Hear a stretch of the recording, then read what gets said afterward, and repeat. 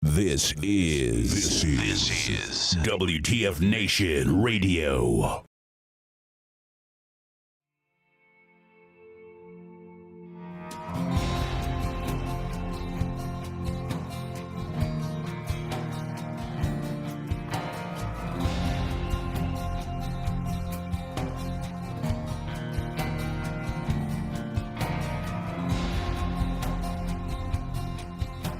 I never thought that I'd see the day when kids sat in school but they couldn't pray, when it was more common to see a rifle than a Bible.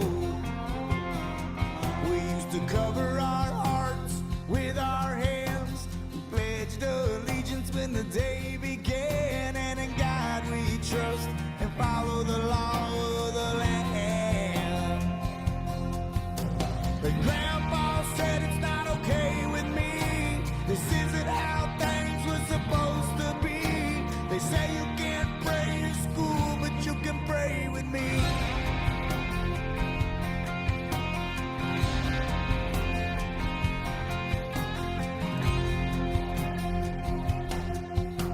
And people go hungry within our lives. On almost every corner that needs a dime. And Grandpa says it's a never-ending war.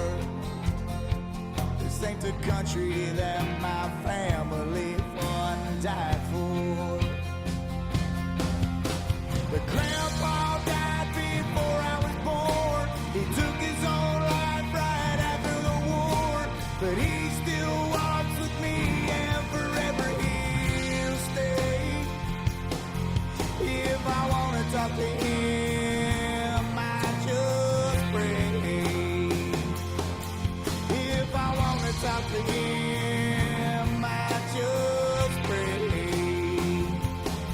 If I wanna talk to him, I just pray.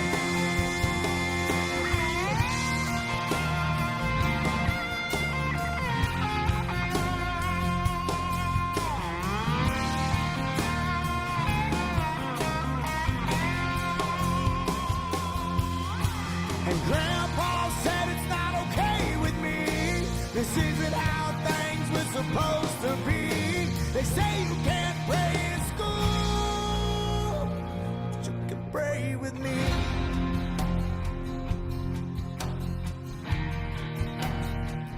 You can pray with me.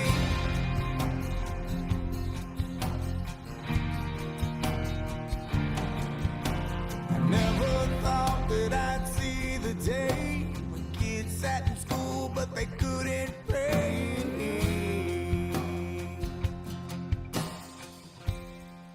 WTF Nation Radio. WTF Nation Radio.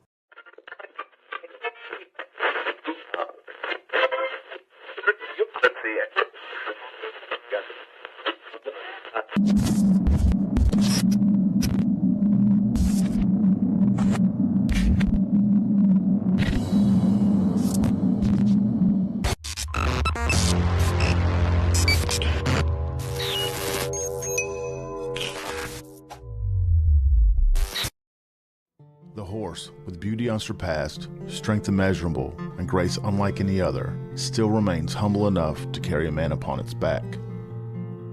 When a service member or first responder takes an oath, he or she has mentally and physically committed themselves with self-sacrifice. From the front lines abroad to the very streets you live on in America, they protect.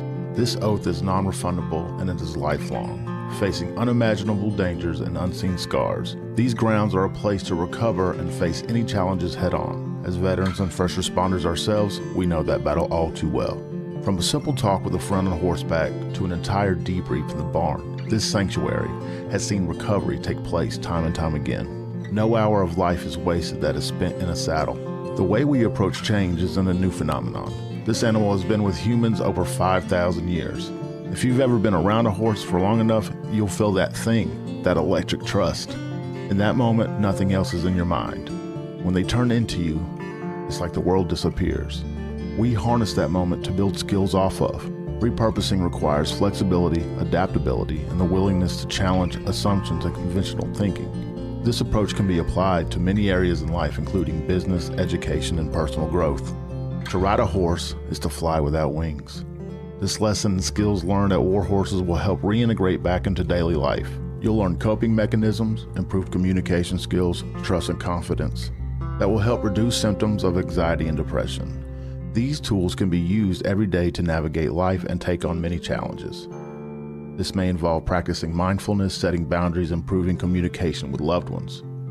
Transitioning back to society is hard on your own. And when you're at war horses, you're family, and families solve problems together.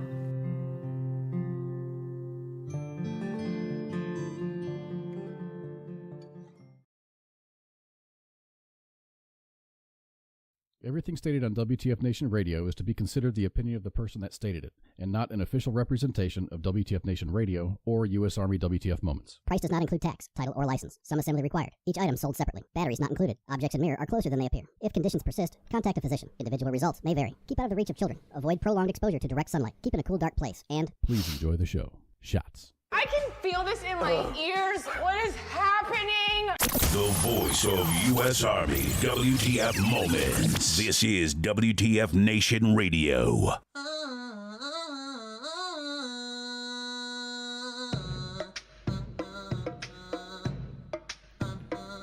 I'm going to apologize for the intro music. I couldn't decide, so I just pulled something out.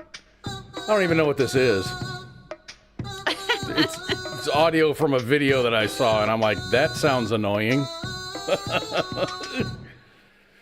Oh, what's going on, everybody? My name is Kaz, and my surprise co-host tonight is Mom. What's going on, Mom? Hey, glad to be back after a while. A long time. Yeah, I haven't. I mean, you haven't been on the show in a very, very long time. Anyway, this is Friday Night Freedom, everybody. We are... this is Friday Night Freedom, and we are WTF Nation Radio. We are the voice of U.S. Army WTF Moments. This show comes on every other Friday at 7 p.m. Central Time, 8 o'clock Eastern. And we try to entertain you. And we got Mom here. We haven't seen her in a long time. How you been? Busy. I've had, ever since I've been on, I've been raising COVID Carl. He's getting big. He's going to be 4 in May. That's crazy, dude. It seems like he should still be in a bassinet or something. He doesn't. Yeah. It hasn't been 4 years. No, it doesn't seem like it. I've had, I've been behind the scenes, booking the guests still and helping with managing all the social medias. But I'm like, wait, I need to come on. Like, I haven't done this in a while. I want to, say, hey, this is me.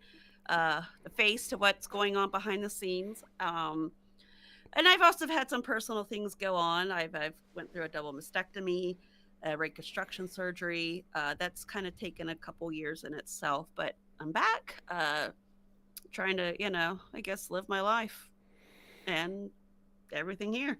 That's great, man. Thanks for coming in. I really appreciate it. I thought I was going to be kind of out in the wind, but But here we are, man. This is great. And Mom, you've been very instrumental at keeping the wheels turning here at WTF Nation Radio. And I don't think you get enough recognition for it, and we appreciate it. And even if we don't say it, we do. Quit kissing my ass, Cause. Well, I mean, back in the day when we, I mean, what is this, 9 years ago when we first started? It's been 9 years, and we used to fight. Going to be like. It was like, oh, shut up, oh. And then Minx would be like, hey, Mom and Dad are fighting again. You were the best stepdad ever. Yes, I still am. Now I think we kind of grew into this, love-hate thing. Yeah, but it's great. It's all love. It is all love. It is. So yeah, I've been off the air for, essentially a month. I took some vacation. I saw that. How was it? Up to Montana. It was great. It was kind of a perfect timing thing. The weather here in the springtime. I'm in Texas. I'm in North Texas, and the springtime weather is really horrible to predict because it's either going to be hot as hell, it might be cold as hell, or we might have tornadoes or some combination of the three. I think During the week pollen. that I left, I think the Panhandle had snow. We had hail and tornadoes, and it was like hot as Wow. shit down in like Central and South Texas. Wow. But so I left. I ended up changing my flight to an earlier flight because the weather rolling in was going to be nasty and it was going to delay all the flights. So I left. I had like a 6 a.m. flight, 6:15. Flew into Montana. Got to my, it's Bozeman's a really small town, man. So I got from the airport to my hotel in Bozeman in like 10 minutes. Oh, Go ahead. I was gonna say one thing I miss about living at Fort Bliss was our housing was right across the highway from the airport. Oh, nice. It was like 10 minutes to get there. That is nice. So I rented a car, of course, because I have to get around. And normally, I just say a full-size car, whatever you got, doesn't matter. They gave me an Audi. Oh. I was going to get my I signed in everything. I showed them my driver license and everything, and they're like, "Okay, just go to that desk over there, and they'll give you the keys to your car." I'm like, "Okay, cool, thanks." Then they asked me if I wanted to prepay for gas, and I'm like, "No, I'm not going to drive that much." So I went to that gate, and the guy's like, "Hello, Mr. Kaz. How does an Audi sound to you?" And I said, "Well, my good man." So they ended up giving me an Audi A3. It's not like the top of the line Audi, but dude, it was a nice little car, man. I think it was a little four banger, but this thing could shit and get, man. Was this Enterprise? It was Enterprise, yeah. Oh wow, nice. I guess they're moving up in the world. Yeah, I mean, I've always used Enterprise, so I just kind of stick with it. My corporate rentals are Hertz, but just because the company pays for it, so they can tell me what to do, since they're footing the bill. Yeah, usually when you prepay for the gas, it's like $10 a gallon or some astronomical high price. Yeah, I paid. I think I drove like 100 miles. 110 miles or so. It was like $10 in gas. It wasn't bad. Yeah, it's probably had good gas mileage, didn't it? To the gallon? It didn't. It was a gas car. I drive a hybrid, so I'm kind of skewed. I don't have a good gauge for gas and how often you fill up. I fill up every like 3.5 weeks. So that's pretty cool. I'm really disconnected from the cost of gas. Yeah. Comparing that to the efficiency of driving. Oh, see, I only drive mine like every few times a month because I live like where I work pretty much. And that's cool. Yeah, I have a gas guzzler, but I fill it up once a month. It doesn't matter, right? No, it doesn't. So someone Justin in the chats asked, what happened to Minx? Minx moved on. She got married and she's doing nursing school to be a certified nurse's assistant. No, it's something better, bigger, better than that. I want to say it's surgical, something surgical. Surgical assistant. That's it. I just spoke with her not too long ago, actually. But she's doing really well. She's up in the land of cheese curds and beer and maple syrup. And whey. But she's doing really, really well. Yeah, she hasn't disappeared off the face of the earth. She's just not here with us. Yeah, we still talk to her. Yeah, we're all friends. I don't think there's anybody we're not in contact with that's been with the station or that has parted ways or gone in other directions. Speaking of which, yes, the next host to leave the island is this fucking guy, and it sucks. You're not allowed. It sucks. You're not allowed. I have to. The thing is, and it's not like tomorrow. This is going to be like around July 4th. I think the end of June will be my last broadcast. But I'm going to be going to school and getting some schooling in order to be promoted at work because I'm at the top of my I'm at the top of my pay grade. I can't go any higher than I'm at. I can stay where I'm at, but I'm going to be treading water without any pay raises. And I can't. You need to do better. I got to do better. Yeah, I'm proud of you, Cause, and it's been great having you here, and I'm sure we'll still have you, come on and co-host or I'm be a guest. not going away. I think if there's a job for me to do here, I will do it. It just can't be on the air. I don't have the time to do that anymore. Well, as Red Lake would say, get in where you fit in. Get in where you fit in. That was the first thing that, I'm like, dude, what do I do? Because 9 years ago when all this shit started, Yeah, it was more than 9 years ago. He's just like, he goes, I want you to be on staff, but we'll call you the what do you call it? He called me like the producer, our producer Kaz. I'm like, what the fuck am I going to produce? He's like, find me some guests. So the first 2 guests that I got were Amory King. And I remember that. And that was weird. That dude is very. He was already up there in the YouTube videos, and he was at the beginning of getting a whole lot of shit from fans. Yeah. So he was very, because I had his number, and I would call him, and he's like, "Who the fuck is this?" I'm like, "Dude, where's this Kaz from W.T.F. Nation Radio? You're coming on, just touching base. We're going to talk about these things. You can talk about whatever you want. We're going to be on the air for an hour. Longer if you want, shorter if you want. Just, I'm just trying to touch base." He's like, "All right, cool, man." And then we had, after that, we had Ali Spagnola was on there. Oh, yeah. She was actually a super fun guest. She was a lot more fun than I thought. Thought that she would be. I liked her videos. I just thought she had really, really cool videos. Yeah, she was super fun. My expectations were kind of low, being from California, and I just didn't know. I didn't know what to expect, but she was a whole lot of fun. Yeah, and she was like really, really into the veterans and the military in general, which is not as common as I think it should be in any state. But just coming from the land of fruits and nuts, it just I was kind of rolling the dice on that one. So that was the first 2 things that I did, and then it was like drink that tune. that was so much fun though. So if you guys don't remember, drink that tune would be Red Leg would be doing the buttons, and he would play just one of those like the first couple seconds of a song, and you guess it.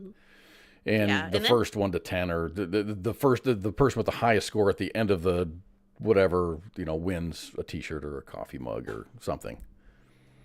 Yeah, I mean, then it got to the point where I started organizing drink that tune, and like it was like themes, or it's like topics. Yeah. Yeah, that was fun. I mean, you would have to guess like what was the theme for the night, where it was like show tunes, or we were doing country. Red Leg loved country, by the way. He did, and actually, there was one drink that tune where he was completely out, because me and Minx it was like an hour worth of country. He's like, "Fuck this, I ain't doing this. You do it." Yeah, that was fun. But unfortunately, we had to quit doing it because Facebook. We tried doing it on Facebook Live, and they would just yank. Every song that we played would be we'd get a copyright strike for every song that we played. And if you get too many of those, you get, deplatformed. Yeah. I mean, we don't make money doing any of these things, but still. Yeah. Honestly, I think if we did TikTok and we did Drink That Tune on TikTok, we would get away with it. Or pretty much anywhere else. One of my episodes of Drink That Tune was, I forget what it was, but all of the songs were in reverse. Oh, I remember that. Remember that one? Was actually hard. It is. And I could play longer segments so you can kind of wrap your head around the songs that we're playing. But man, I've got so many audio files out here from all the Drink That Tunes. I save kind of almost everything. Yeah. That was a lot of fun. It was. Heath says, Pookie shaved. Yes, this is Pookie. Yeah. He went through a transition. And he got new boobs. And that won't kill him. So everyone's, what do you mean Boats and Hose 24? And look at Mom's shirt, if you can see Mom's shirt. You got to stand up a little bit because you are in the bubble. Oh, I got you in the bubble. All right. So I made, with the election coming up, is it in there? Let me. Yeah, that's good. Yeah. So I'm like not voting for anyone but Boats and Hose.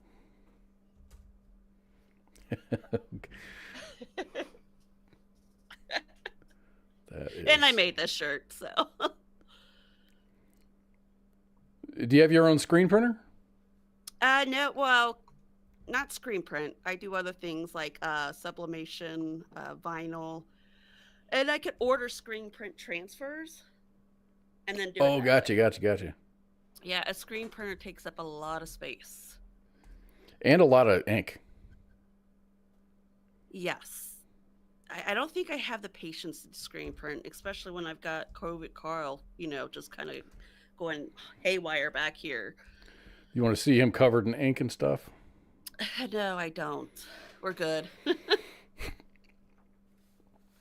So anyway, that's the vat of that. I'm going to be leaving the broadcast booth, so to speak, of WTF Nation Radio. I'm still hopefully going to be on staff if they got a job for me.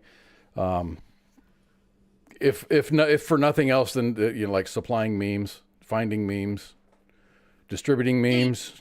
Yeah, be our meme dealer. But yeah, that's it. It's got to be that way. I got to look out for me, I guess. I understand. I just have lots going that. on. So you don't put me down. Don't hold me back, man. Because I'm doing good things and I'm having a really good time doing it. Well, that's good, and I'm proud of you. You got to do you. He said, "What's Carl like now? 15? He's 4. That's what he's 4. He'll be 4 in May. Yeah. What day? Do we share a birthday? I'm on the 9th. No. His is May 31st. Oh, like Memorial Day weekend. Yeah. He was actually due on the 17th of June. Ooh, early. Yeah, he was early and like 7 pounds when he was like 3 weeks early. I was like, and look at him now, dude. He's big and he's got a personality. Never met the young man, but yeah, he's got a personality. So somebody asked me where you can buy that shirt. I've been commenting throughout both platforms through my personal page. I don't care if you follow me on my personal page. Just message me and I can get you the shirt and mail it to you. Of course, you got to pay for it first, but just message me. I'll let you know how I'll give you the deets on how to get the shirt, or message the radio station. You could do that as well. Yeah, because it'll come to you anyway. Yeah, because it's pretty much my inbox on Facebook. We're forbidden because just a lowly host is forbidden from looking at the inbox. You can look at it, just don't say anything. Yeah, don't fuck my rotation up, guys.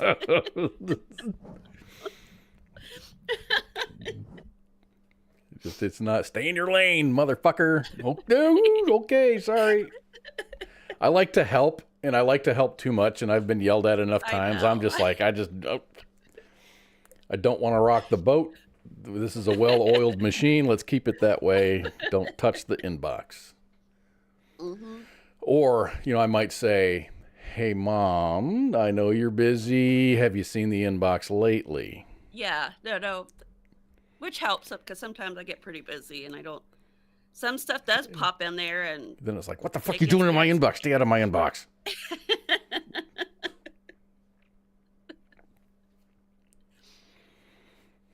So speaking of boats and hose, what you were going to say?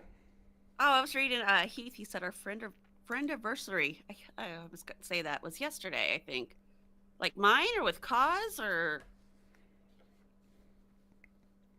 Maybe you. I don't know if me and Heath are hooked up on the Facebooks. Really? I don't. I mean, he might be like Cause and stuff. I try to see. They keep it separate. You can DM Cause. You can DM me, Busa. Yeah. Cause at WTF or Cause. I don't even know what my damn thing is. Cause Pip knows it. Like me and Pip talk all the time. Oh, yours? Yeah. I have to go. I do believe our friend anniversary is yesterday. Yeah, it was. Come to think of it, yesterday was a long day for me, guys. I'll just say that. So speaking of boats and hose, I don't know about the hose part, but we're going to talk about some boats. I don't think there was any hose on that boat. Well, there might have been. You never know. These are What was the flag? Preliminary. Singapore. Yeah. It was a Singapore flag ship and a bunch of Indians on it. Dots, not feathers. Indians. Anyway, 3 days ago on Tuesday at 1:30 in the morning. Oh my gosh, I didn't even do the show rundowns. What the hell is wrong with me? Is this my first day or what? Hey everybody, this isn't the only show on WTF Nation Radio. We've got shows 6 nights a week. This Sunday's a sports bar with Coach and the actual King Smith. Monday's the Monday edition with Ice. Ice is back, doing 2 shows a week. It's awesome. Monday edition is on Monday. Pop Culture Warriors on Tuesday. He usually has a pretty badass guest. I looked at the schedule. We don't have a guest scheduled for this week, but he's still going to do a show. I think Mad Mike is the standard. Either Mad Mike or Angry Elf is going to be the co-host. Smoke Pit comes up on Wednesday. Sergeant's Time is back on Thursday, where Ice talks about it. There's a lot of Army, DOD related news and information. It's more of a military, it's more of a veteran centric broadcast, unlike the Monday edition, which is kind of like a free for all, whatever's in the news he's going to talk about, or whatever's on his mind. Yeah. Or politics. He kind of stays away from the politics on Sergeant's Time just because the military is separated from politics. Mm-hmm. It's good. And Friday Night Freedom is usually here on Fridays, but I'm on every other Friday, so there's not going to be a show this coming Friday. So we're going to put the old crying liberal there for this show that's not going to happen this coming week. Anyway, okay, so let me see. Main Live, that's us right here. Your picture is a different one, and your picture transferred. And if you look over my shoulder, I've got a certification to talk about this story here. courtesy of Mom. She provided me with the Facebook. What is it? I gotta blow that up. I can't read it. Facebook certified expert in bridges and shipping and stuff. So that's what we're going to be talking about, right? Okay, we're going out of order again. Pardon my ADHD brain here. But yeah, I did go on vacation in Montana, and yes, it was great. I got to see my kids. One of my daughters, I saw my oldest daughter every day that I was up there. I saw my youngest daughter the first day that I was out there. She had to work all the rest of the days, so that sucked. She's kind of moving up in her job as well, so she kind of is that's great. Running an insurance office and doing I don't know what she has to do, but she does a fantastic job at it. Anyway, I did go up to Montana, hung out with my daughter. It's a beautiful part of the country. If you ever get a chance, Bozeman, Montana is the place to go. It's so nice up there. The locals are going to hate you if you want to move there, just because it's everyone's moving there. And I don't know if it's because of Yellowstone or whatever, but it's so nice. Go up there and visit. There's all kinds of skiing, hiking. My daughter and I did a good hike. We went to go see a grizzly bear sanctuary, which is just right out of town. And I got to meet this big boy. His name is Max. He's a grizzly bear rescued from Alaska and brought to Bozeman. This sanctuary That was a trip. It's called the Montana Grizzly Bear Sanctuary, I think is what it's called. But he was rescued. Mom was killed, and Max was like not very old at all. So he wasn't going to survive, so they rescued him, brought him to the sanctuary. In this picture that you're looking at right here, these 3 pictures, he's 5 years old. 5 years old, weighs about 800 pounds, 700 pounds. He's a big boy. He's going to gain about another 400 pounds when by the time he matures. He's a really, really cool bear. He knows his name. He's like a big dog. If you see in that bottom right picture where he's standing up, his paws are 14 inches across.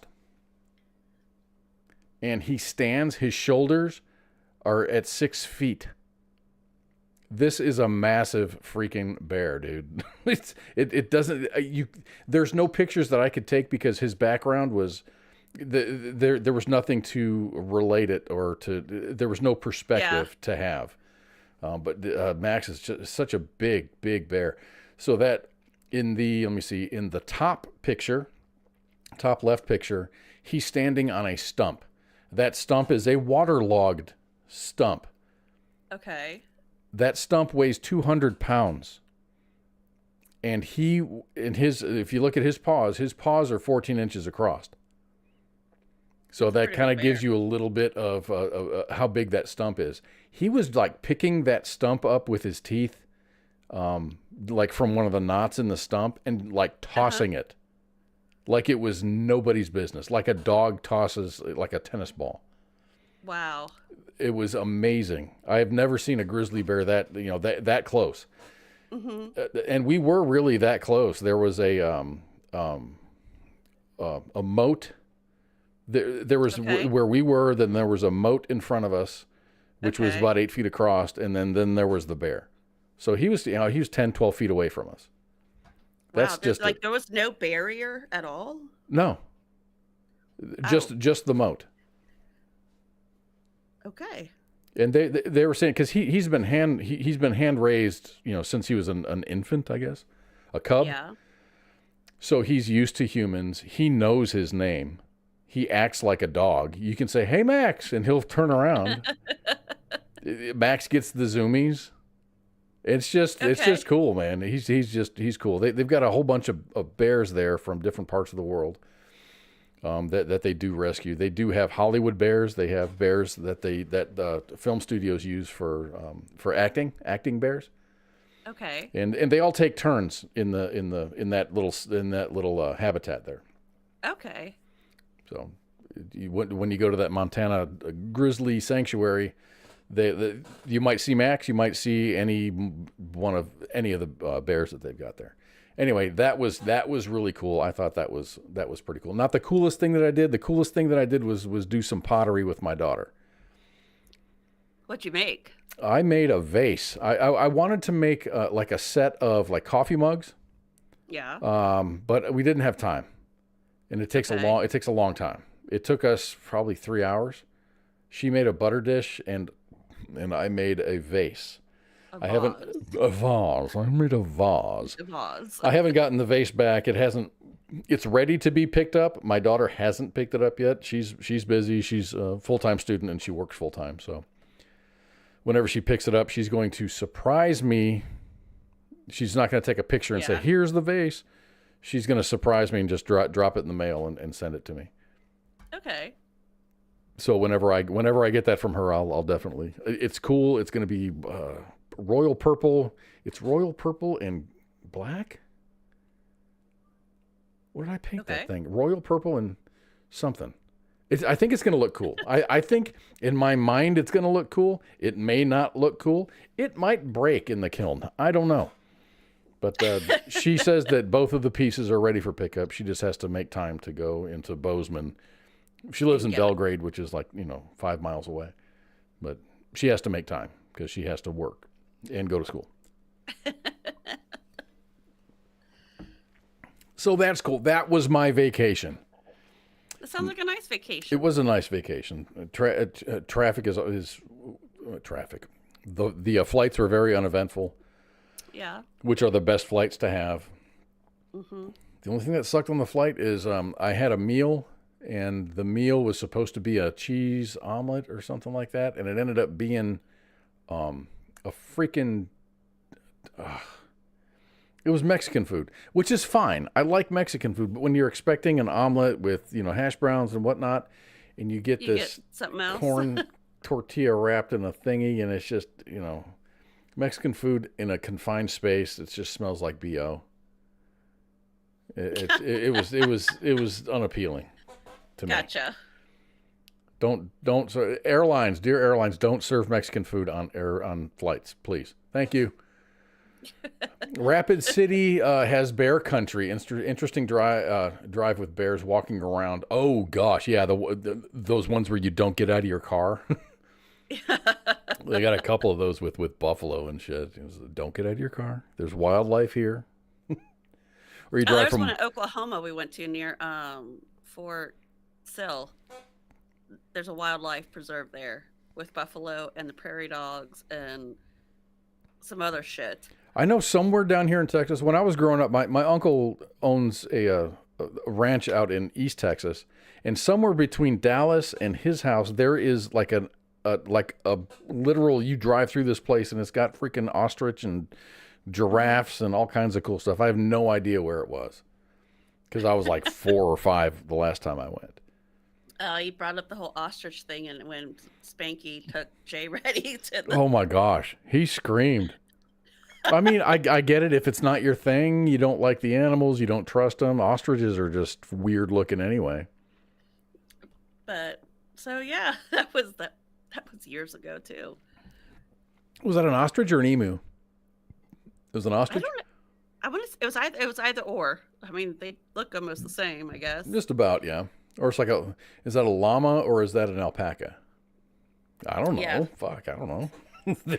We have an alpaca farm here. It's right up the road, and you can go, like, they do yoga and stuff, and then you can go pet the alpacas afterwards. I want to do puppy yoga. Oh, I thought you were going to say goat yoga. Or goat yoga. I'm going to kidnap one of those things, or like Minx would say, surprise adopt. Or the puppy yoga. I think those guys are in cahoots with the Humane Society, just to get people to adopt puppies, and it would work every time on me. I'd have a house full of dogs. On this episode of Hoarders, we have Kaz. Right? We have Kaz. He's got like 550-pound bags of dog food and a bunch of dogs in a backyard full of turds.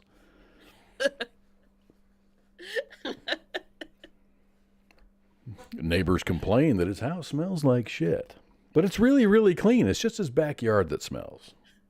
Pictures at 11. Right. So back to boats and hose. I mean it this time. We're back to boats and hose. Back to boats and hose. 3 days ago on Tuesday at 1:30 a.m. Eastern Time, a cargo vessel named the Dolly struck a support structure of the Francis Scott Key Bridge in Baltimore, causing it to collapse like a house of cards. The Dolly appeared to be having serious issues in the moments leading up to the collision. Power went out a couple of times, and smoke can be seen coming from the aft section of the vessel before it struck the support. A mayday call was made, and access to the bridge was quickly halted. There's no doubt in my mind that these quick actions saved many, many lives that night. So there was a mayday call. They shut the bridge down. The only traffic on that bridge were people that were already going, and they had no idea. Yeah. So I've seen a couple of conspiracy theories leading up to the show, and then you posted that video of the pine cone dude. Yeah, by the way, everybody, like, I've kind of came to the conclusion if somebody's an idiot or dumb, I just started calling them pine cones instead of potatoes. It's just, at least potatoes are useful. You can make French fries and mashed potatoes and vodka. Pine cones make trees. Well, they make trees, but pine sol maybe. I don't know, but pine cones supply the military with pine oil.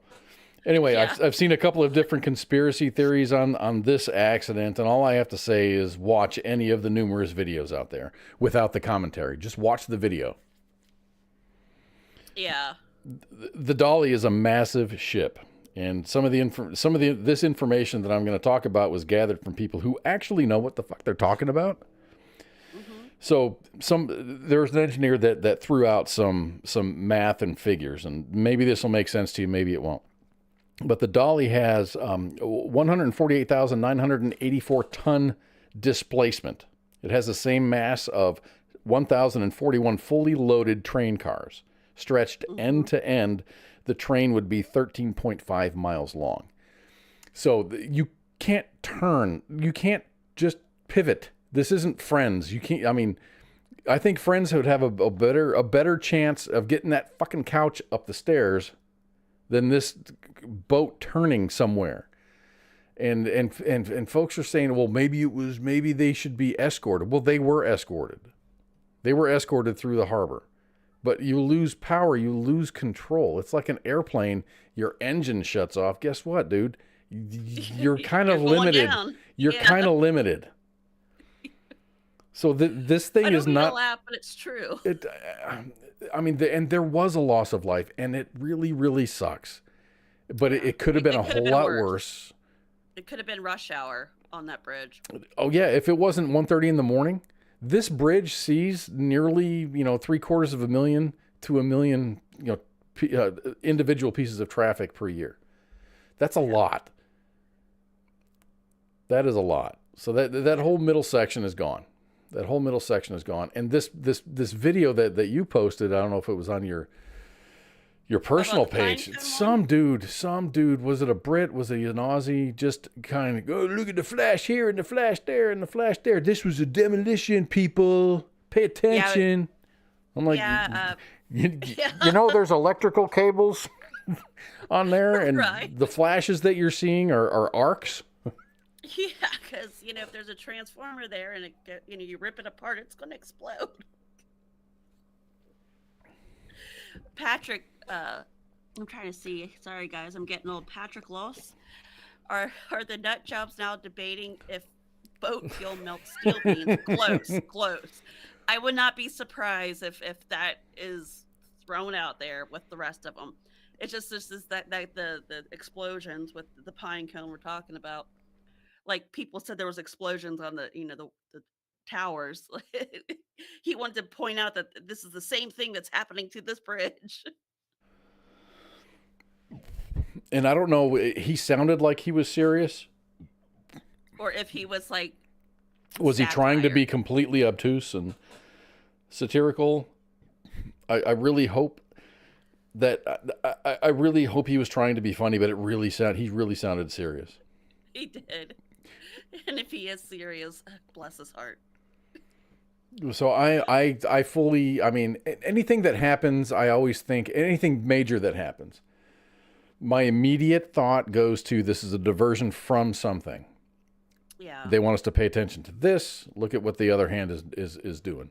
Yeah. But this I think is just a freak accident. It's a freak accident, dude.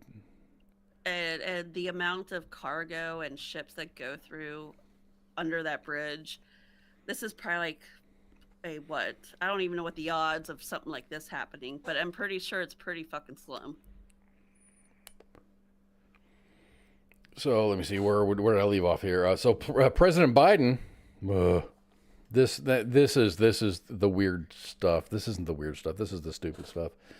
President Biden pledged that the United States government will, quote, pay for the entire cost of reconstructing the bridge. In his statement, he also said that he has been over the Francis Scott Key Bridge many, many times by train and car. But the problem is the Francis Scott Key Bridge has never had a railroad. So who knows what he was thinking of when he offered our money up to pay for the bridge's replacement. And, fiscally conservative people have said, slow your roll, sir. And he's already said, he expects Congress to pass funding to rebuild this bridge. I'm like, dude, why don't we wait for insurance to come and, pay out something? Yeah. I don't think insurance is going to fully cover the cost of that. Of course not. But it's something. It's less out of my. It's less federal money out of my pocket. A guy that lives in Texas paying for a bridge in Maryland. I was kind of thinking, fuck, I could barely afford groceries right now. So Synergy Marine Group, which manages the Dolly, says, and this is interesting information. Okay. Synergy Marine Group, which manages the Dolly, said the ship's captain and crew were all Indian. There were 2 harbor pilots, both United States citizens, who were guiding the Dolly out of the port at the time of the collision. The United States Coast Guard said Wednesday that the ship underwent routine engine maintenance in the port before it lost power. An inspection of the Dolly last June at the port in Chile identified a problem with the ship's propulsion and auxiliary machinery. The deficiency involved gauges and thermometers, not the actual function of the engine, just gauges and thermometers. Okay. A standard examination was conducted by the United States Coast Guard in New York in September, and they did not identify any deficiencies. So I guess the key thing to take away from all of this is that this last week, that ship underwent routine engine maintenance.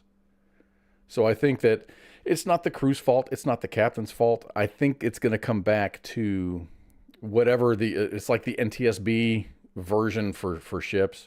They're going to do an investigation, and they might see maybe there were some deficiencies in the ship maintenance. Maybe. Which puts the failure of the engines back on whatever company does that maintenance, which is United States based. Or it might be that shit might be our fault. Our fault, meaning U.S., the United States. But this ship hasn't been scot-free, accident-free. There's a video out there of this same ship like grinding the shit out of a dock. I just saw it today. I was going to grab some of these videos. I was going to grab the Pinecone dude's video, and I wanted to and grab the other video of this dock this ship just creaming the crap out of this dock. Well, did you hear the video I posted? It was pretty much the comms of all the emergency crews and the responders and the scrambling when they made that Mayday call. I haven't listened to it. No. It's chilling. I heard it was chilling, but it was very effective and good. Yes. Everything that happened because of that was good. Yes. I mean, at least the ship did the right thing. They tried to stop traffic on the bridge. And you could hear the call go through. Like at one end, officers stopped that traffic, and then there was the other end. And unfortunately, this is the chilling part. You could hear them talking about the one officer going on that there was construction workers, a crew on that bridge working. And he's like, I'm going to go, I'm going to drive up there and warn them and get them. And right when he went to go, got right off the, with the comms with it, the bridge went down.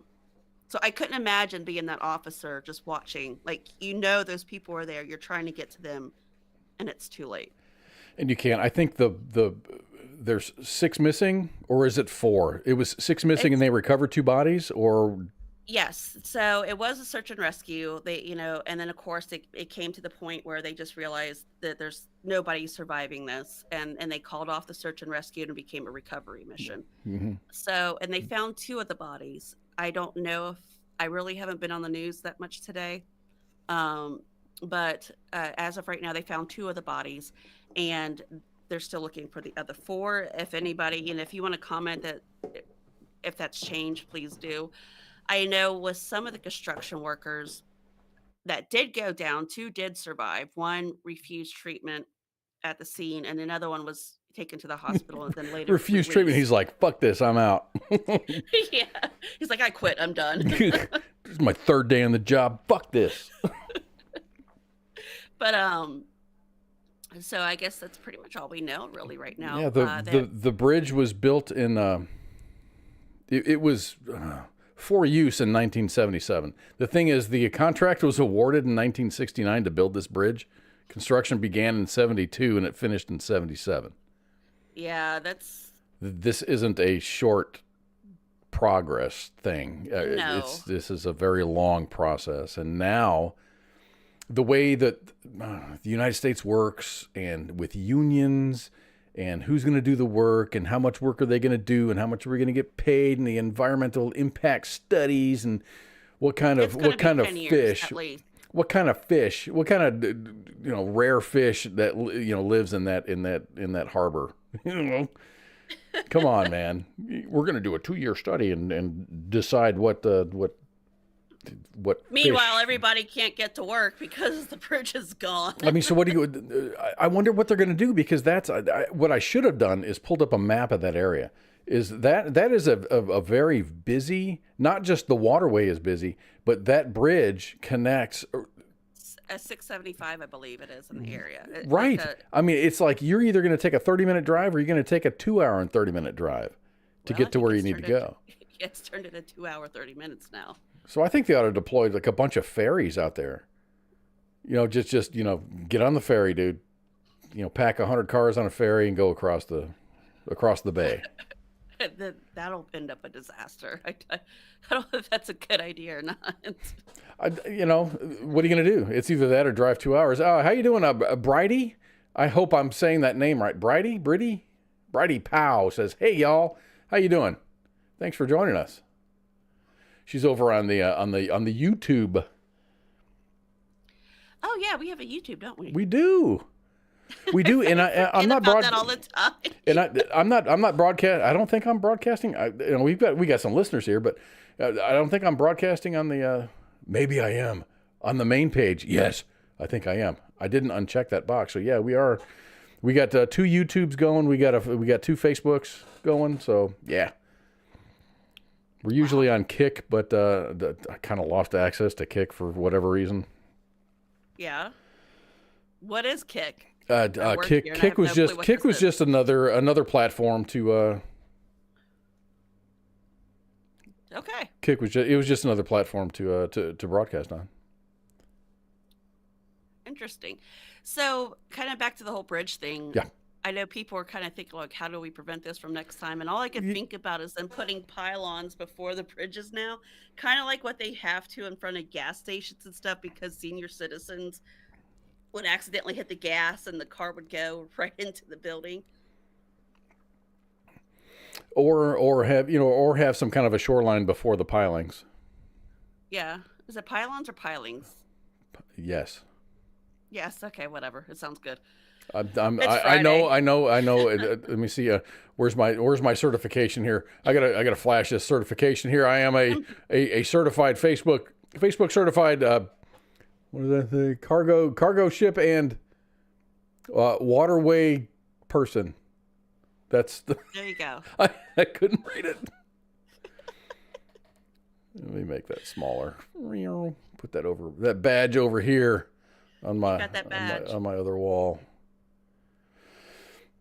Like all these corporate. You know what is crazy? Okay, this is crazy. That same day this happened, my sister-in-law works at Rent-A-Tire, one of those Rent-A-Tire centers, and they had a car go right into their building the same day this ship took out this bridge. It was like, holy shit. I was like, I'm done for the day. But for her, what helped her out is because they had all the tires in front of the windows and stuff, the tires kind of acted like a buffer between people in the building versus the car. Was it a distracted driver or just someone like an accident, went off the road and... So basically what happened where it happened is like a pretty busy intersection. Somebody hit the car that went into the building and took off. Like it was a hit and run. And of course, everybody's okay. Nobody got hurt. The driver was, shook up and stuff, but it was just kind of like the odds of that happening, the same day. I don't know. So let's we're coming up on a break, but I don't want to take a break yet because I do want to talk about another bridge issue that has nothing to do with bridge construction or nothing like that. But a while ago, there was a story about a truck that was dangling over a bridge. This happened in Louisville, Kentucky. Nuts. Earlier this month, a Cisco truck was photographed dangling over a bridge in Louisville.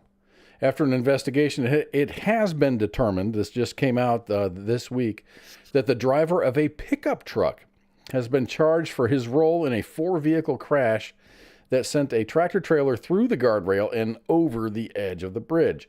Witnesses told police that the driver was speeding and weaving in and out of traffic when he hit a stalled vehicle, crossed into opposite lanes, hit another car with 2 people inside of it, and then it hit the tractor-trailer. Court records show that the pickup driver was charged with 4 counts of wanton endangerment and 1 count of operating on a suspended license. The arrest report said that the pickup truck driver, quote, drove the vehicle under circumstances manifesting extreme indifference to the value of human life. I love that statement so much. And it placed him and others at risk of serious injury and death. I am glad they caught some. I'm glad they found out. investigated. Yeah, same here, because I was so worried about that truck driver, because anymore, automatically the truck driver is at fault. I'm glad they investigated it. They found somebody else at fault, and the poor lady that was driving that truck, she was seeing the pictures from weeks ago. She was like terrified. I mean, I would be too, because that's the Ohio River, and there's really nothing good in that river. But because even like my parents are truck drivers, and my boyfriend's a truck driver. So basically, it's just people don't realize that their whole lives are on the line. If they get into an accident, they're always deemed automatically at fault. And I'm glad they found somebody who caused the accident, and he's going to jail, because apparently it sounds like he never should have been behind the wheel to begin with. Yeah, he had a suspended license. Okay, so Musa says, you ought to see how people drive in Texas. I was just going to mention that. Yeah, I drive not a lot, but the biggest a-holes that I see are either the local truck drivers, not the long-distance truck drivers. Yeah. The local people that are hauling gravel or feed or whatever, those guys are the assholes, or motorcycles. Yeah. Or anybody that drives a WRX. That or that camps in the left-hand lane. Right. So, I mean, I when I drive to work, it's a little bit of open road, and then there's a lot of construction. Mm-hmm. So, construction zone, 55 miles an hour. I'm doing 80, and there are people flashing their lights behind me to pass me through a construction zone. It's just, wow. It's the aggressiveness of driving. And I drive 80 just because the rest of the traffic pack that I drive with, we're doing about 80. And, it's 4 o'clock in the morning, 4:30 in the morning when I go to work. So that's fine. But dude, I mean, what? Why do you need to go faster than 80 in a construction zone? I shouldn't be doing 80. I mean, posted. I was about to say It's posted 55 miles an hour. And I'm going to incriminate myself saying, yeah, I do about 80 because that's the comfortable speed to go with, and that's the way traffic is moving. Yeah. And then they're just, they're on my ass, flashing everything. I mean, do you really need to? I mean, what's the hurry? What's the hurry? I don't know. But I mean, really, dude. I mean, you get there when you get there. Okay, if you're going to be late, great, be late, but at least get there alive. Think about your family. Wear your seatbelt. About other people. I mean, people who care about you, kind of, really want to see you again. Workers. The construction workers, yeah. The irony, and I kind of, said this the other day. So those guys were up on that bridge filling potholes in the middle of the night, because that's pretty much the safest time. It's the safest time to do it, yeah. And we're talking about the Francis Scott Key Bridge. Yeah, that's what we're talking about. And then this happens. Being a construction worker on a highway is pretty dangerous. I mean, it's definitely not the safest thing to do. I hope they're paid well. They typically are. Because you're standing there and you're doing a job, and you're literally feet away from, people that are getting to and from work or getting to and from, where they want to be. Yeah. They want to be where they want to be, and you're just trying to make a buck, and you're trying to do your job, but you got to kind of watch for traffic. Because, I mean, there's all these concrete barriers are up and everything to protect the workers. That's not going to stop a car that's going 50, 60 miles an hour. No, not at all. It might actually make things worse. It might. Sorry, I thought I heard something going on upstairs where COVID Carl is. Sounds like he's fine. He's sleeping, right? No. I told you he wouldn't be. I need some chloroform, guys. No, I really don't do that to my kid. I'm just saying, I don't do that to my kid. I don't Benadryl my kids. That's so frowned upon. Right. Okay, we're going to take a very short break, and when we come back, we're going to talk about Diddy. P. Diddy, Puff Daddy, Dr. Love, or whatever the hell he called himself. He's got all kinds of cool nicknames now. Yeah, we're going to talk about some Diddy, and just keep this in mind. We're going to talk about coconut butt and South by Southwest in Texas. Governor Abbott down here in Texas kind of riled some feathers, and I just want to talk about that for a little bit. And we're going to talk about the eclipse that's coming up next Monday, not this Monday, but a week from this Monday. So, all right, let's take a very, very quick break, and we will be back in just a few minutes. My name is Kaz, and that is Mom, and we'll be back in just a little bit. Bye. all right, bye. This is WTF Nation Radio.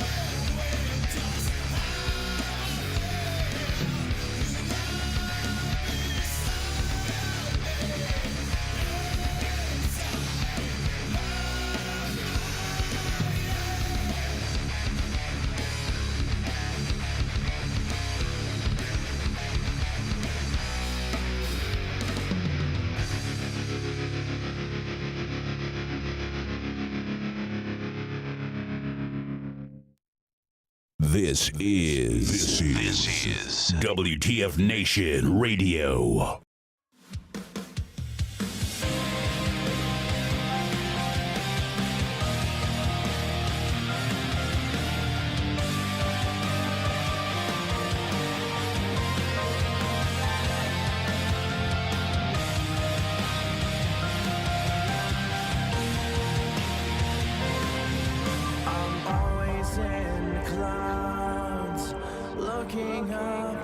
Fading out, cirrus shapes I found blow me away. Van Allen right around, pushing through, skin is brown.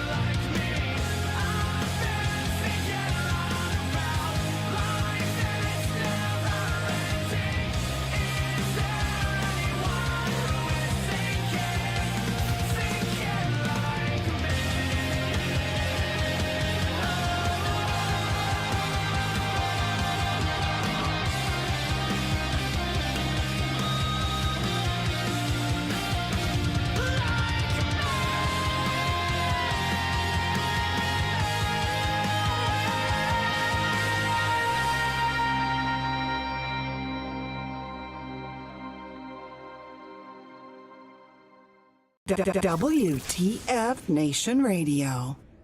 Figure it out.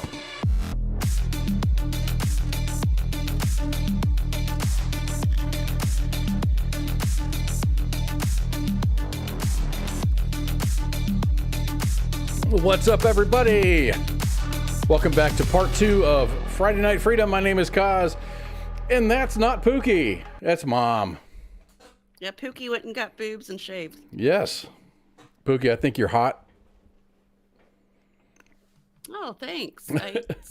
No, I heard a noise upstairs, and it sounded like, I don't know what it was. Like, You've got a young one, so yeah, any noise that you hear that is out of the realm of normalcy is probably something to be concerned with. yeah, it's COVID Carl. I got somebody watching him, though. So. Okay, he's not like running around upstairs like with knives and stuff. No. If that, he would probably be, like, if I didn't have a sitter, he'd be down here doing chaos. Which is fine. Actually, he would probably, like, take over the whole fucking show. Which we could have a COVID Carl half an hour, like 20 minutes of COVID Carl. And then it's bedtime. So we are smell this racket. So we're back with part 2. Thank you all for hanging out with us. We got a great little crowd here. We do. Having a great time talking with you, Mom. I'm glad to have you back. Mom is kind of the backbone, along with Spanky. Spanky is a part of the team who spends most of her time. You know, she does spend time with Ice on Sergeant's time, but she does spend a good part of her time with the station behind the scenes, out of the spotlight. And yeah, I love you all, and we all love Spanky. And she said that we're supposed to. That ought to be on the things to talk about, is how much we love Spanky. So everyone talk about how much we love her. She's awesome. And she's very happy if you pay her in snacks. She is the snack master. Yes. It's like, hey, I know you owe me, $250, but if you buy me a bag of Totino's pizza bites, we're good. Yeah, pretty much. And a case of Diet Coke. She's fine with that. So P. Diddy's house got raided. Houses, multiple, more than one, got raided.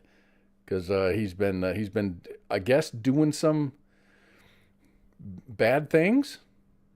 Yeah, that's what I've heard.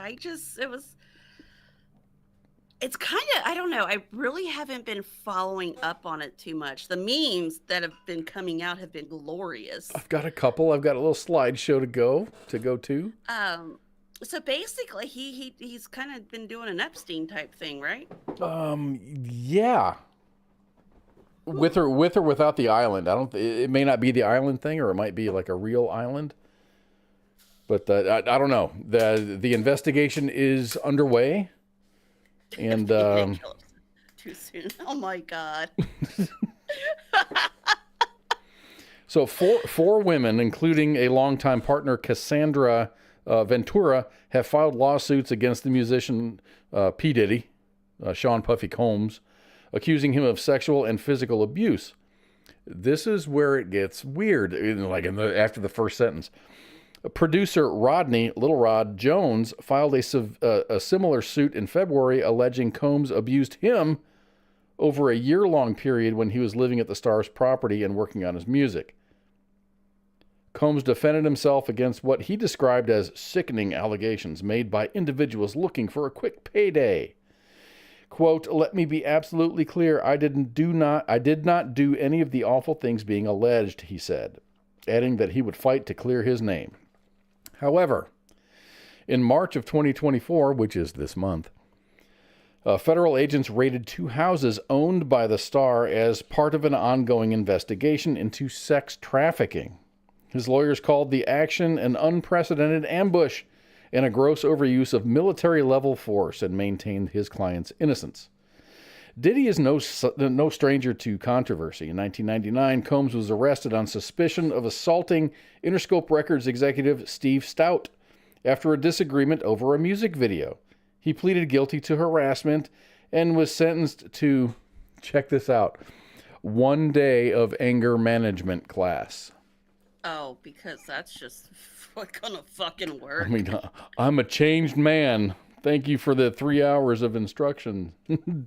Later that year, he was charged with criminal possession of a weapon when police found 2 9mm guns in his car after an argument in a club had turned violent. Combs and his then girlfriend Jennifer Lopez were both arrested. Combs was later acquitted of all charges. Lopez was not charged. Over the years, he has been sued several times by his business partners. In 2015, he was arrested for fighting with his son's football coach. I think you see the pattern here. Yeah. The abuse allegations started popping up in 2019 by his model ex-girlfriend, Gina Hyun. Okay. She said Combs had been physically abusive and offered her money to get an abortion during their on and off 5-year relationship. In November 2023, there were 3 lawsuits in the space of a week. Physical abuse, drugging, videotaping, and distribution of sexual activity. You know, he's making dirty videos. The list is really long. And now this. A 4th woman sued in December claiming that she was sex trafficked and gang raped by Combs, former Bad Boy Record president Harve Pierre, and another man in 2003, when she was only 17 years old. This week, federal agents raided 2 properties owned by Combs in Los Angeles and Miami. Computers and other devices were confiscated while other officers searched his California mansion. Combs was also stopped at the airport in Miami as he prepared to leave for the Bahamas. So according to the New York Times, he's said to have handed over a number of electronic devices, but he was not detained. Huh. So, one of our mutual friends said that the feds were not there to collect evidence; they were there to hide evidence. Just because P. Diddy he's very, very connected in the political sphere. I mean, he's taken pictures with Hillary Clinton, what's his nuts. Harvey Weinstein. Yeah. He's just got a lot of weird associations that make it really questionable what exactly was his role. Yeah, but that's did he have a role? I don't know. But we're not surprised, which is sad. And there's a lot of statements like, was it Usher? I don't know if I'm misspeaking here. Somebody famous who used to stay with him says, yeah, I saw some shit.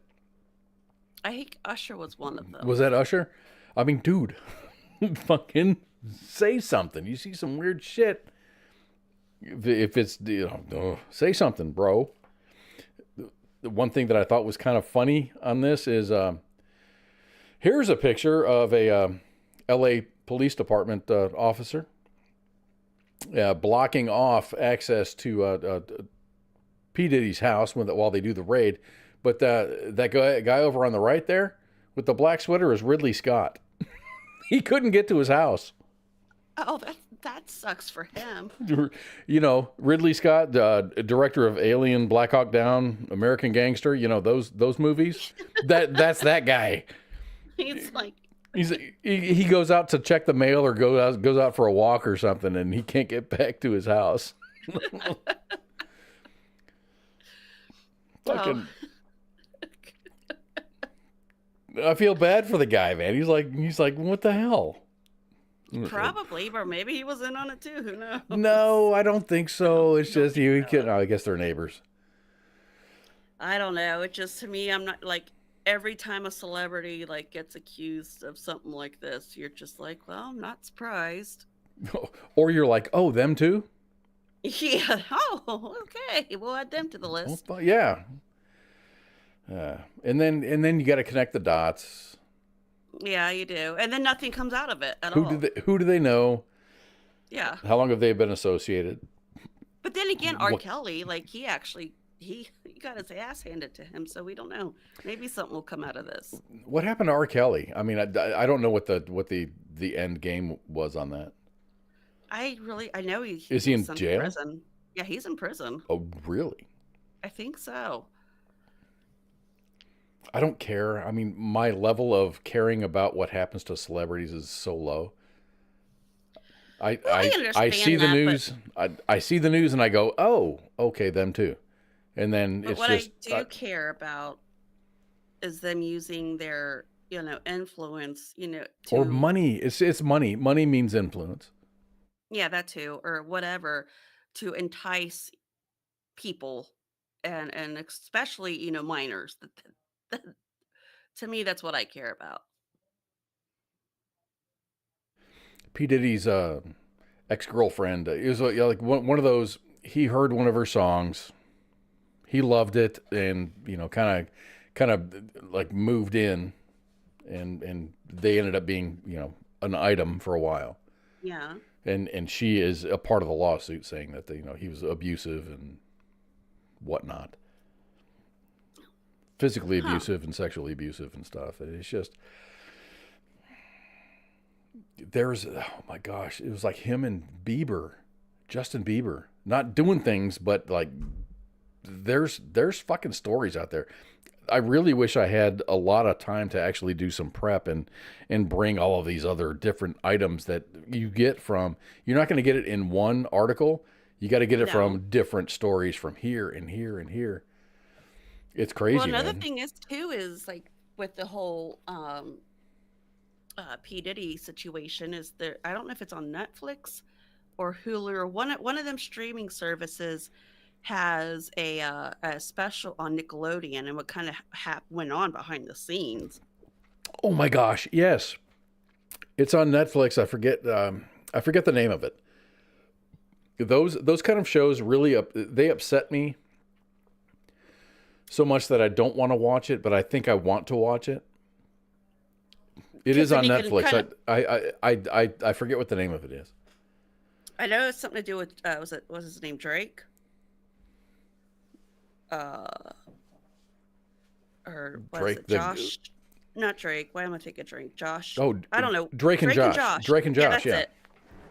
I forget which character, but I think it's something to do with him. And then, and I haven't watched it yet because I don't know if, like you said, I don't know if I want to watch it, but I probably should watch it just to kind of be current with everything. Well, it's like I don't want to watch that Epstein video that's on Netflix. Filthy Rich. I think it's called Filthy Rich. Yeah, I don't want to be upset. I don't want to be pissed off. But it's facts. It's what's going on, and I already know what's going on. I just don't need more details. But damn, dude, it pisses me off, man. It really, the victimization of, and I think Hollywood is just so infested with this shit. Oh, they are. We know they are.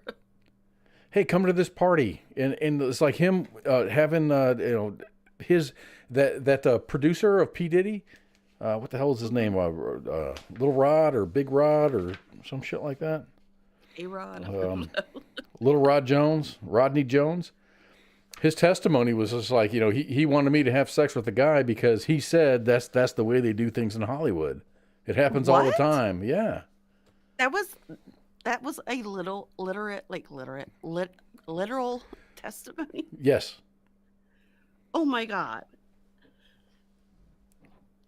There's nothing against if that's what you want to do, with consensually, that's fine, but to be forced because that's what happens in Hollywood. Yeah. That's the way we've always done it. We've always done it like this. Motherfucker. No. No. It's a no from me. I'm swiping left here. True Detectives. Tell me about True Detectives, Musa. Well, here somebody's like, my gut has always felt P. Diddy took out Biggie. That's been out there. It's always been out there. I think there's some substance to it. I think so. Not a personal thing, but maybe just his crew or someone he knows, or hey, do a favor for Diddy. Yeah. Yeah. I mean, I don't know why, because Biggie was like turning into be one of like, Diddy's, biggest stars. Yeah. So I don't know what what's going on behind that. Money makes people do really stupid shit. It does. And you start from nothing and you get to this level of stardom and you have all of this money and nothing to do. There's only so many houses you can buy, so many cars you can buy, so many watches you can buy. It's like, what else am I going to do? And golly, man. So it looks like somebody, I'm having a hard time reading the comments because I'm getting old and can't see. Is it Musa? Is it M-O-U-S? Sorry if I butchered Musa. your name. I really can't see. Yeah, I think he says that we should watch it. We should. He doesn't want to ruin it for us, but we should watch it. If I see it, I'll watch it. If I see it on my list of things, I just got done watching 3 Body Problem. Oh, I've never heard of that one. It's weird. Please go on. It's weird. I can't even explain it. I'm gonna have to watch it again because for the first, it's like 8 episodes long. Okay. The first 3 episodes, or the 1 season is 8 episodes long. The first 3 episodes, I was so confused. And then I'm like, oh, now I understand. Basically, and I'm going to break this down fucking Barney style. Okay. Somebody, a scientist, a girl scientist in 1966, I think the year was, sent a message to aliens. It was this outpost in China that was like beaming messages out. Just going, hey, extraterrestrials, we are friendly and we want to talk to you. And she decided, based on her calculations, that if you bounce it off the sun, it'll amplify the signal and it'll actually get somewhere. So she, without permission, bounced the message off the sun, and she ended up getting a reply back saying that, hey, you really don't want to contact us. If I'm a pacifist, but if you want to, we'll come to you. And she's just like, yeah, come and do your thing. So it was like the beginning parts of an alien invasion. So these aliens are like, 400 fucking light years away. Or it'll be like 400 years before they get to Earth. So, of course, everyone's going to be dead. So this entire story is based upon an alien invasion that hasn't happened yet, that's in the process of happening, and the way that people handle it. It's a crazy, crazy story.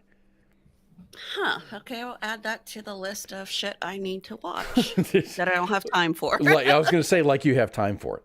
But it's a good story. It's a good story once you realize what the story is about. Okay. So, since we're talking about interesting stories, coconut butt is my note here. Coconut butt. So, this doesn't mean it's a butt that smells like coconut, No, it's not lotion. It's an unnamed constipated 56-year-old man who had a medical issue, but he waited 2 days before seeking medical attention. Medics claim that he had been unable to urinate, and he complained of severe abdominal pain. Upon examination, scans showed a small coconut. Dude, small. It's not small. It was lodged in his rectum, compressing his urethra and preventing him from urinating. The coconut, measuring 9 centimeters in length, was extracted via laparotomy, an operation that involves opening the abdomen. Doctors in the UK are no stranger to dealing with these similar incidents, with data analysts last year finding that 400 foreign objects are pulled from English anuses every year, costing taxpayers more than £350,000, approximately $500,000. The dude. Oh my God, guys! The dude had a coconut in his butthole.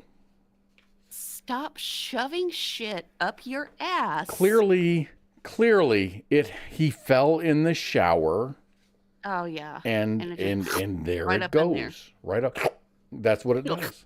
It just sucks. And that's what it sounds like too. Slow motion audio. When you fall on the coconut, it sounds like.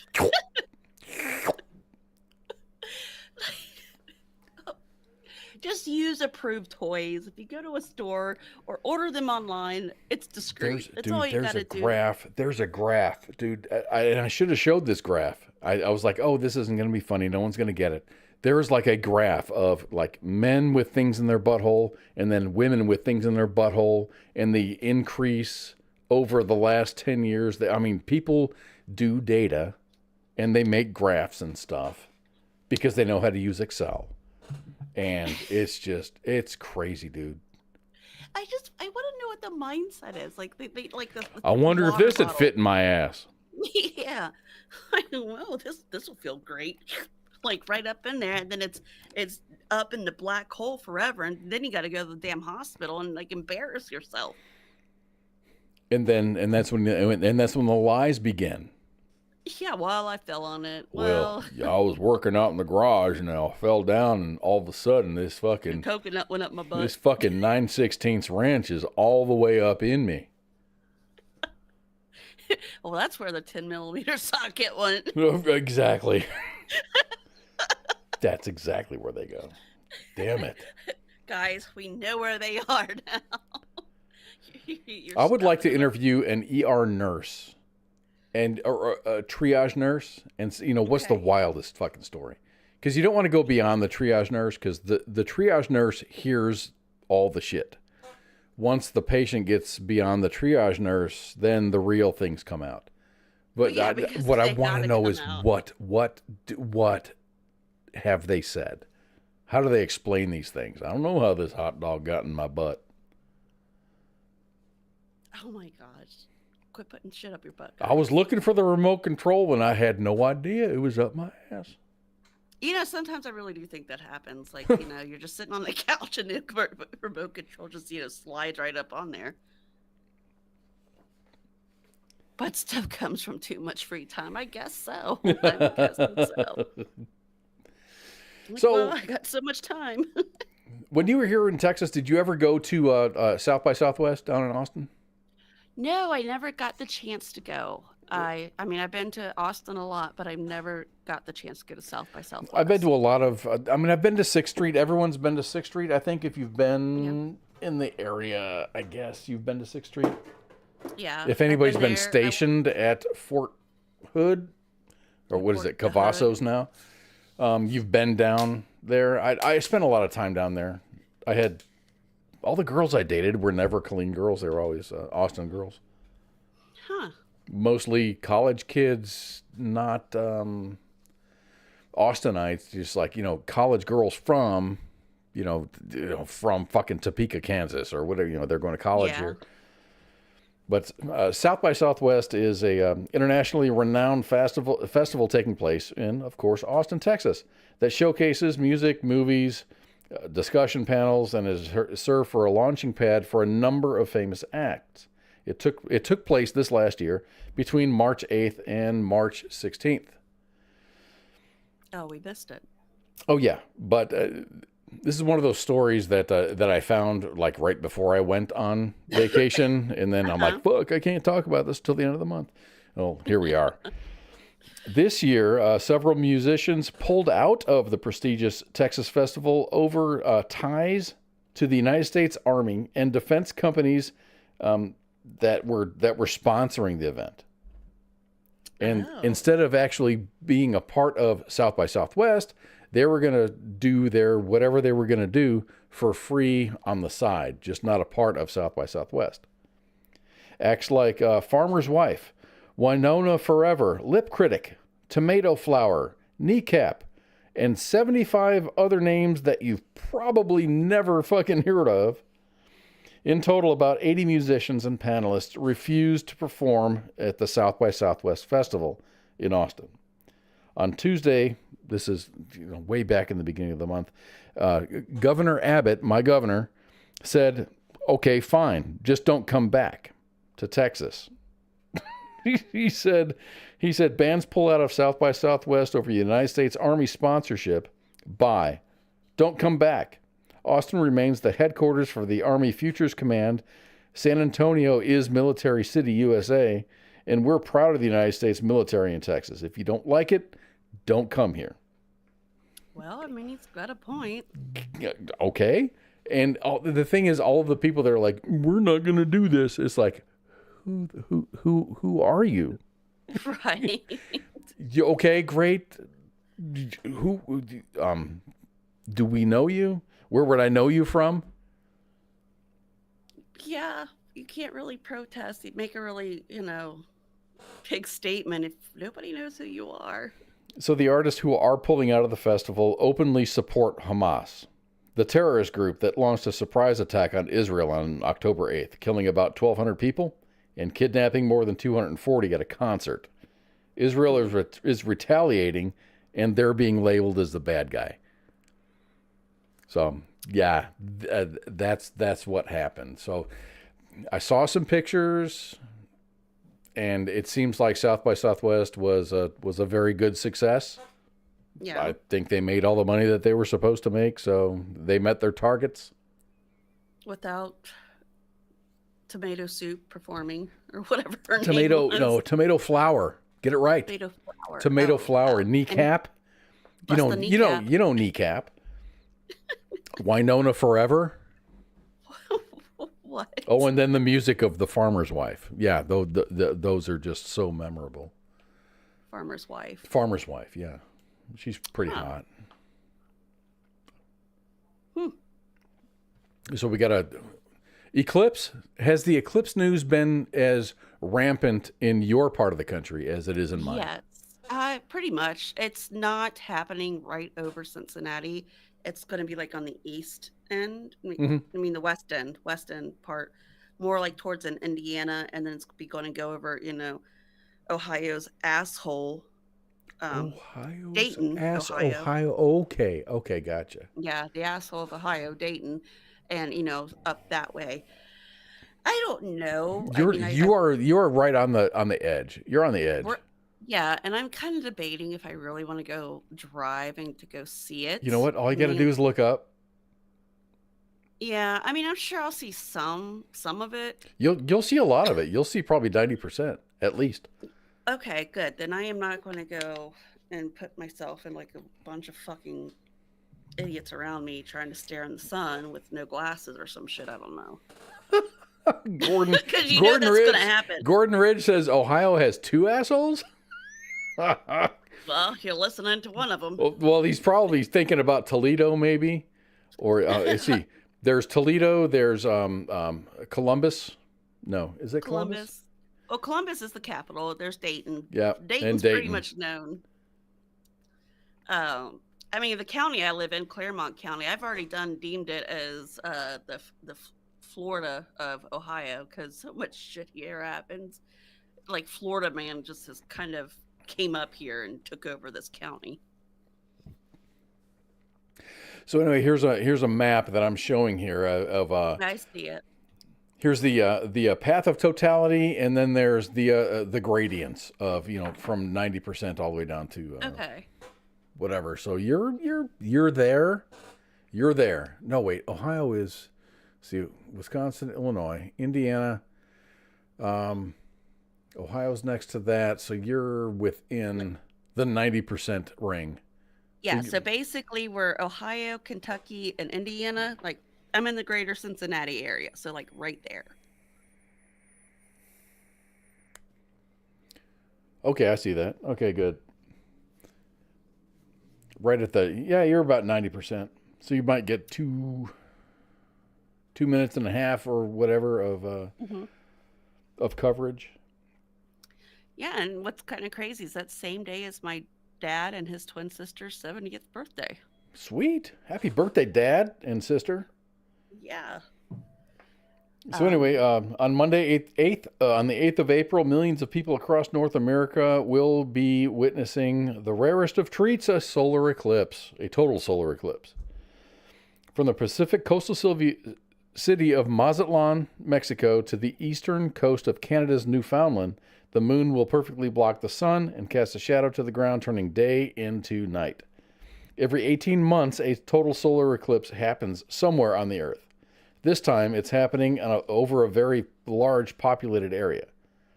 I am deep into the area of totality. However, the eclipse, at least You're partially, deep into it.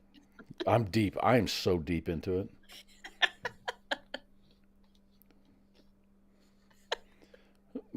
So the percentage of totality will range from 20% in Washington State and 50% as far south as Miami. I think it'll be pretty cool. Lots of school districts are closing for the event here. Yeah.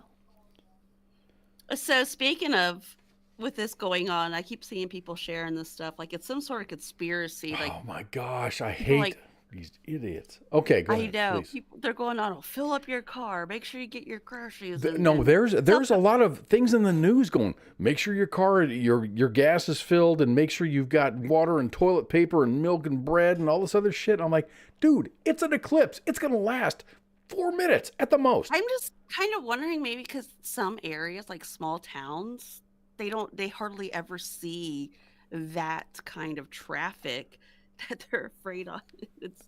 I'm not in the middle of totality, but I'm in it. Yeah. I'm all up in it. But there's our text, the text dot signs, Texas Department of Transportation signs. It's like they're, do not stop on the side of the road to see the eclipse. They're having to tell, there's people coming to this part of the country. Well, not just here, but, all the way through Mexico and all the way through the United States, and they're telling them, fucking don't park on the side of the road, interstates. Yeah. I'm so glad I'm going to be at work and I can just go to the roof and watch the eclipse and everything's going to be great. I don't have to drive in this shit. I saw that you could get like a special lens. Oh, you have for to. your phone and stuff, like to be able to take the pictures. Or get one of those, 20-cent lenses that they sell at, Costco or Walmart. Cut the lens out and put it over your eyepiece on your phone. It's the same thing. Or if you got a welding mask, you're good. You'll be fine. And the reason is when the sun emerges, that blast of light will blind your ass. So don't fucking stare at it. I mean, stare at it for a couple seconds and go, wow, that's cool. But then stop staring at it because you will be blinded if, once the sun comes back. Well, Pip said the animals going crazy thing, I could believe. Is what I can see. The animals aren't going to go crazy. The thing is, the bugs are going to come out. It's going to be nighttime for 4 minutes. Yeah, they think it's nighttime, but it's not. They're going to be like, what the fuck? Yeah, the bobcat's going to come out and go hunting. And then they're going to get your ass. And then the sun comes back out. And then the sun comes back out, and then they go back. Yeah. This is not the world's first solar eclipse. These happen every 18 months. On the Earth, somewhere, a total solar eclipse happens. It just happens to be that this is a very populated area that it's going to go across. So that's why there's so much hubbub about it. So there's other hype how the last one was at 2017. Yes, yeah. My daughter was a freshman in not high school, but college, and they went out and laid in the grass up in Montana. So the religious nuts, they're out there saying how this is crossing over Rapture, Indiana, or some. I don't even. It was some kind of crazy. I'm just like, really, guys, and some of them have actually falsified a map, of the totality, and I'm just like, that's not even the correct map, you dumbass, you pine cone, just. And this is why the Mayans are no longer. They fucking killed everybody. Right. This is passing over Mazatlan, and I don't know all the fucking history of this stuff, but it's one of those when you're in a third world country and you don't have access to technology or knowledge, your religion kind of takes control, and that's when you start sacrificing virgins and throwing people into volcanoes and stuff. Well, I don't Let's know. not do that. Yeah, please, if you're part of the civilized world, please do not do that. Please don't. But I mean, I've seen some crazy theories about this too, as well. As long as with the bridge. Of course, we just had a full moon too. We had an eclipse, a lunar eclipse last week. It was last week. We did? Yep. Nope, I missed that one. So it's weird. I think of course it's because of this, but it's kind of getting crazy here. The Airbnbs here in Dallas are booked out. Booked out. They're either booked out or they're so expensive that no one's ever gonna fucking pay $10,000 for a night stay.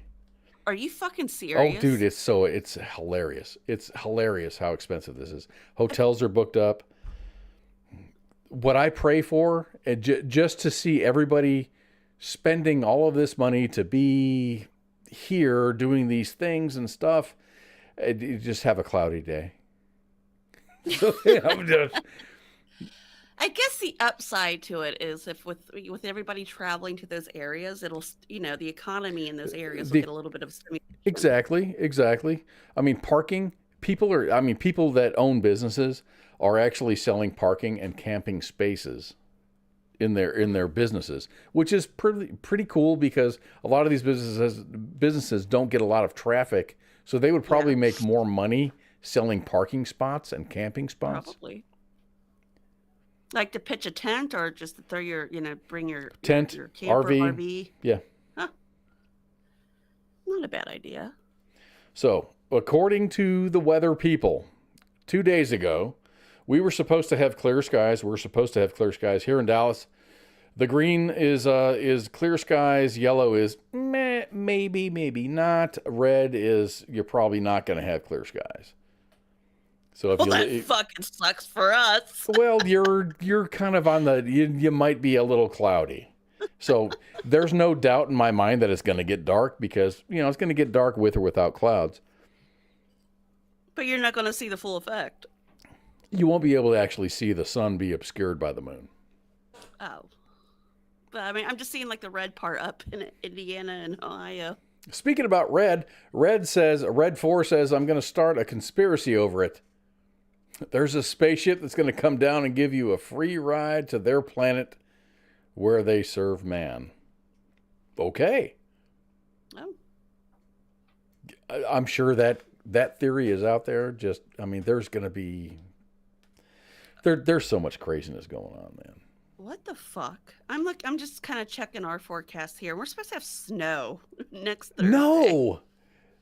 We didn't have snow at all. We had 80 hours. I mean, seriously, dude, 80 hours of below 32 temperature, and that's it. That was our winter this year here in Dallas. Wow. Now we're looking at snow on April 4th. Not April Fools, but April 4th. Oh, speaking of April Fools, I am so excited. I'm pulling a prank on my breast doctor. What? Why? Okay. I'm going to... First of all, it's okay. I've never heard those words before. How do you pull a prank on your breast doctor? Okay, so just to let you guys know, I've kind of gone through this journey of my family has been hit hard with breast cancer. So while I'm speaking of this, please do your cancer screenings. They might actually save your life. So I started back in back up first. Okay, yeah. And you're going to talk about the process. Yeah. Okay, good. So I tested positive for the gene, which means that I do have the BRCA2 gene, which is the mutation that you. So you didn't have breast cancer. You had the propensity to develop breast cancer at some point, maybe or maybe not, and you're just taking all these variables out. So and with my family's history, I'm not going to give out specifics, but within direct relatives of mine have had breast cancer. And then even my mom's mother was diagnosed with it. And then on my dad's side, his twin sister was diagnosed. So it's on both sides. So I decided to do the preventative thing and get a double mastectomy with reconstruction. So I did that. We started it out. Now they could take the fluff from your tummy and rebuild your, reconstruct your breasts. Well, that didn't work out with me because afterwards I lost a bunch of weight. So the end of November, I went back and I got implants to kind of, because they just didn't look right after I lost the weight. And my plan is for April Fool's, because I have a follow-up. This really isn't a follow-up I want to do because I did discover a lump in my left breast about a month ago. So anyways, I went for an ultrasound on Wednesday. They looked at the lump here. It's like up here, and they want to do a biopsy on Monday. So I figured, with it being April Fool's, and I just kind of want to lighten the mood, and I'm going to. So because of this whole process, I lost my nipples. I don't have any. So I'm taking googly eyes. And I'm putting them like right here. And the nurse, like, I spoke with my doctor's nurse, and she is going to have the camera ready, and we're waiting just to have the doctor's reaction. Oh my God. So with that, with my doctor's permission, I am posting that shit on social media. Do it. I'm going to. And mainly so if you follow my personal page, I've commented on here, Amy Donnelly. You can follow my journey on this. It's been a very humorous journey for me because I'm not going to be all doom and gloom. I'm spreading awareness, basically. And I've had women and men come to me because of my humor and making light of it. They're like, well, they're doing their screenings now. And with having the BRCA2 gene, my kids got to get tested. The boy, Minnie, and then obviously COVID Carl. So if men have this gene, they have a higher rate of getting I can't say that word right now. Testicular and prostate cancer with that. And of course, they're at risk of breast cancer as well. So my whole purpose behind all this men get breast cancer too. Yes, they do. It's not as common as women, but they can. So men, if you're lactating, go see your doctor because you might have cancer. If I'm lactating, something's fucked up. Right? I mean, I shouldn't laugh like that, but anyways. No, you have to, I mean, it's very serious, but you have to lay on some humor or else you're going to go fucking crazy. Yes. So, yeah, that's what I'm doing on Monday. I hope she doesn't watch this. I don't think she will. And find out. April Fools. That's perfect. Yeah, I think this is probably going to be one of the best April Fool's pranks I've ever played. I'm guessing he's not a listener. No, actually, it's she. She. But she's also lighthearted and fun, so I think she would really appreciate the humor and joke behind this. Keep us updated. I hope things I hope things go well, and I hope that she finds the humor in everything. She should. She should. I'm really hoping it's scar tissue. That's what we're kind of hoping for. It's just scar tissue. Are they going to biopsy it, or are they just going to look at it deeper? Yes, they are on Monday. Okay. They're going to biopsy it on Monday, and then I guess from there they'll decide if they need to go in and take it out. Or I've had operations before, and there's tons of scar tissue, and it's not going to go away. It'll eventually go away, but yeah. Oh yeah, what kind of scarring do you get? Do you get like regular normal scarring or like a keloid? I haven't had any issues with keloids. I've been like with my incisions that they've scarred pretty nicely, I guess you could say. I do, I've been up with keeping vitamin E oil on my scars because I do part of the surgeries I have from the first surgery. I have a scar from hip to hip, from where they went in and grafted all the fat tissue out of my stomach. And then of course I ended up with a tummy tuck with that. But, and that all these side benefits. Right. I mean, hey, I got a tummy tuck, but and then of course, the scarring on my breast, it's soft now from the surgeries, but yeah, thankfully it didn't keloid over or anything. Okay. Yeah, because those hurt. I've got keloid issues, like on my arm and stuff. It's all keloid. Yeah, and they're painful. They are. Yeah. Well, glad to end this show on a fucking up note. Yay! Boobies. Boobies! Okay, get your tits checked. Googly eyes on a colon screening. Recommendations? Oh my God. Just slap a googly eye in there and just go, okay, put me out, doc. I'm ready. No, don't shove it up there. No, just like, just on the outside. Just make sure it's got something to stick to. No, what you need to do is actually put a note. Oh, dude. Says, no, you're going here. Your car's extended warranty is expired. Oh my God. That will definitely. I've been trying to reach you about your car's extended warranty. That's funny. That is very funny. God your asshole. If you're going to shove anything up your ass, it might as well be that note. All right, everybody. I think we're going to call the show. Thank you very much for tuning in. My name is Kaz, and that was Mom. Don't forget that we have shows 6 nights a week. On Sunday, we have the Sports Bar. Monday is the Monday edition with Ice and Massey. Tuesday's Pop Culture Warrior. There's no guest this week. Wednesday is the Smoke Pit with Radar and TZ. Sergeant's Time comes back with Spanky and Ice. And Friday Night Freedom's not going to happen this coming Friday, so we're going to put the Screaming Liberal in there. I'm not going to be here because I got to work. And that's going to happen more and more and more. It's not like there's going to be a no show, but there might be a late show.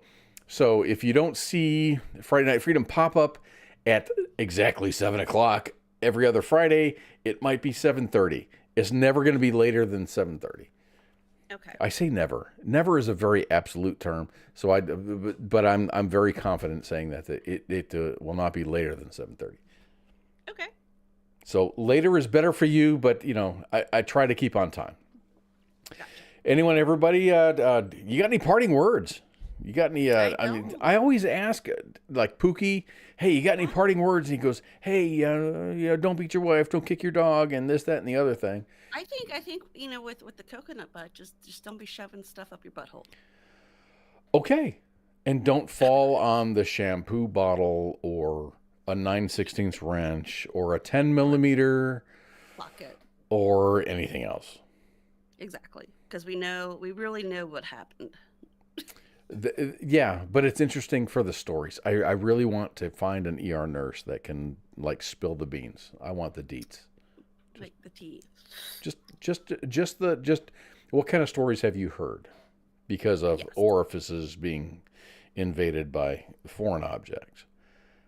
I don't care. I really don't care, but I want to hear the stories. Anyway, we will see you. Our next show is going to be on Sunday. We're going to be back in a couple of weeks. And thank you all very much for being here. My name is Kaz, and that's Mom. Love y'all. Good night. Have a great night, everybody. Bye. Bye. My friend came to the door. She said, well, I was on the phone cooking me and my baby some breakfast. And she said, hey, something wrong. It's popping. I said, what? She said, yeah. I said, no. So the girl come downstairs. She come out her apartment with her baby with no shoes on. I said, oh, girl, it's cold outside. She said, something ain't right. I said, oh, man. She said, oh, man, the building is on fire. I said, no, what? I got my 3 kids and we bounced out.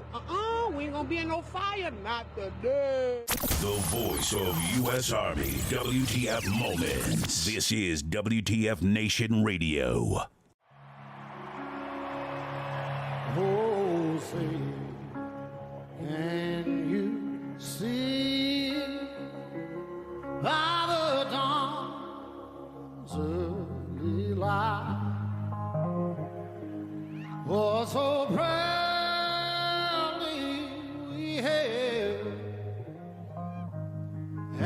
twilight past gleaming,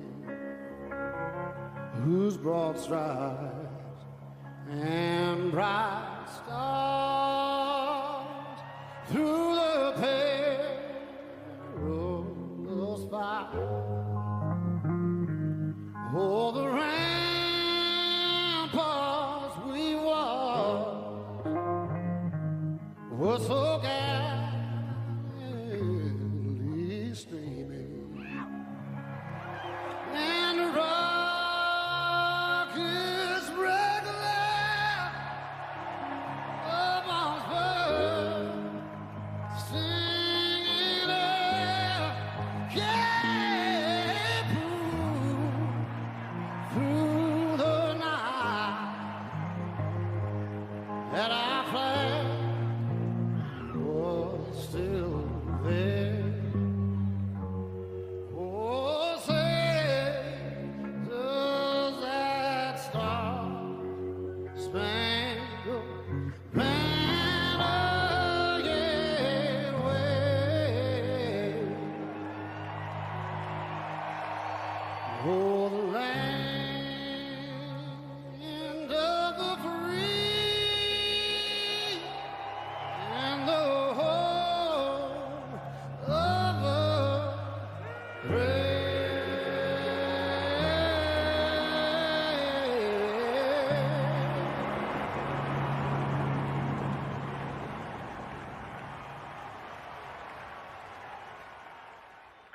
This is WTF Nation Radio.